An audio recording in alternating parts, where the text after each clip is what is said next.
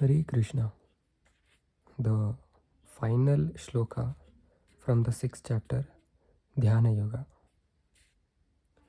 The 47th shloka.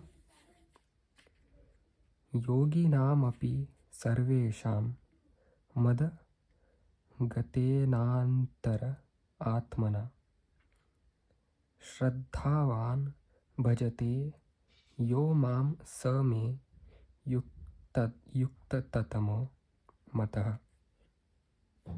I'm sorry if I have mispronounced any of the words. Let's see what it means. And of all yogis, the one with great faith, who always abides in me, thinks of me within himself, and renders transcendental loving service to me, he is the most intimately united with me in yoga and is the highest of all. That is my opinion. So Krishna says the following words. Purport. The word bhajate is significant here. Bhajate has its root in the verb bhaja, which is used when there is need of service. The English word worship cannot be used in the same sense as bhaja. Worship means to adore or to show respect and honor to the worthy one, but service with love and faith is especially meant for the Supreme Personality of Godhead. One can avoid worshipping a respectable man or a demigod and may be called discourteous, but one cannot avoid serving the Supreme Lord without being thoroughly condemned. Every living entity is part and parcel of the Supreme Personality of Godhead, and thus every living entity is intended to serve the Supreme Lord by his own constitution.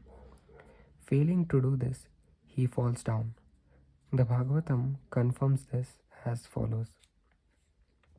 Ya esham purusham sakshad atma prabhavam ishwaram na bhajantya avajananti shatanad bhrasthaha patanya adaha.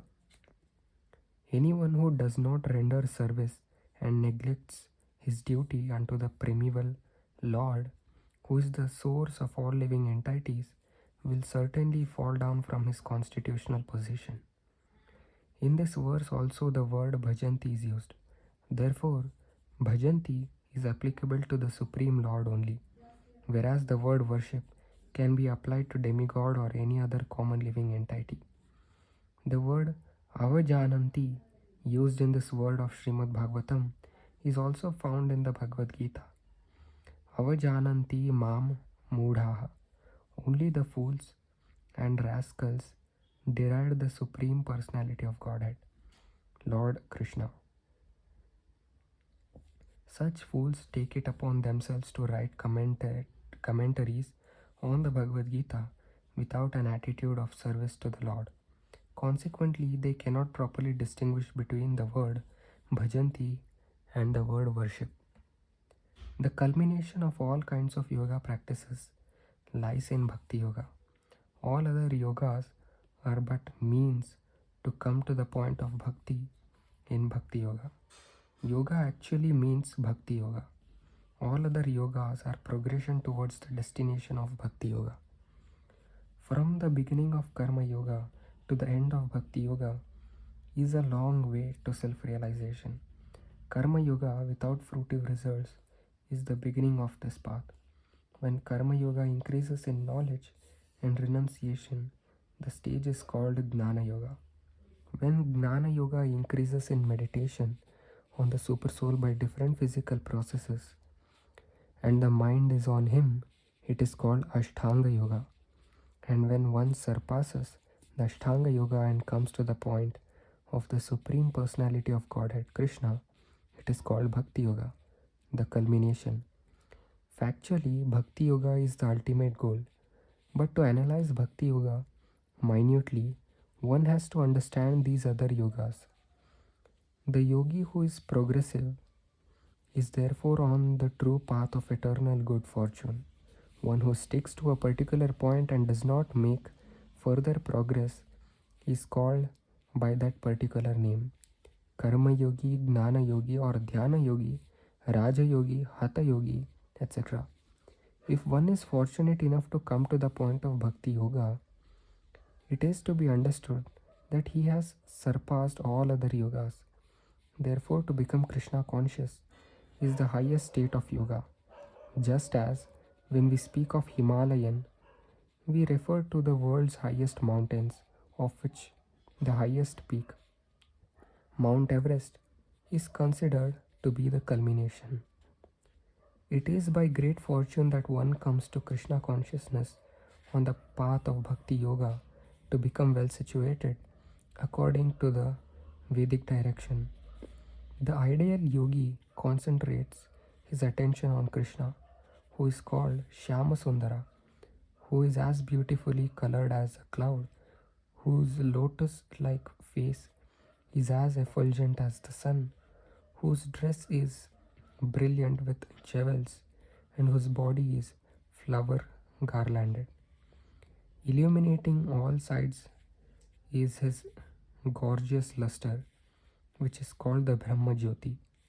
He incarnates in different forms such as Rama, Narasimha, Varaha, and Krishna, the Supreme Personality of Godhead, and he descends like a human being as the son of Mother Yashoda, and he is known as Krishna, Govinda, and Vasudeva.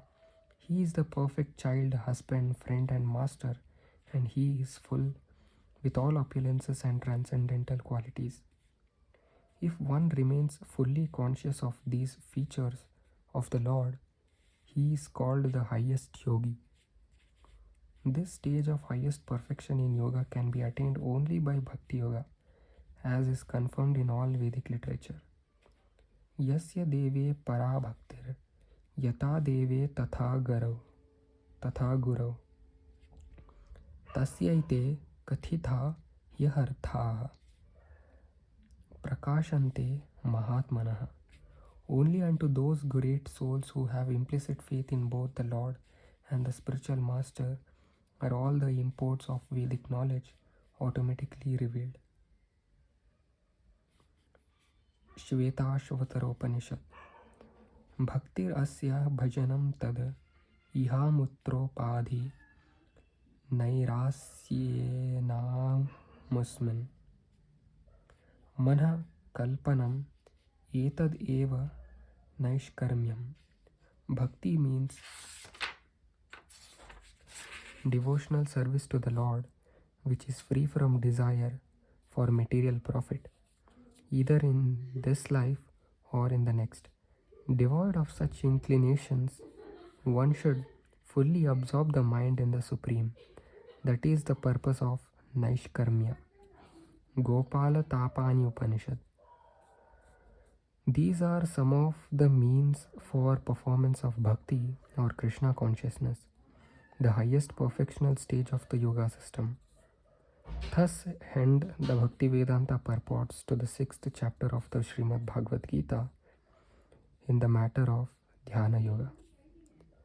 I would like to thank everyone and appreciate to take out time and watch all these shlokas with me. I hope you watch even the further chapters. So yeah, until the next video, Hare Krishna.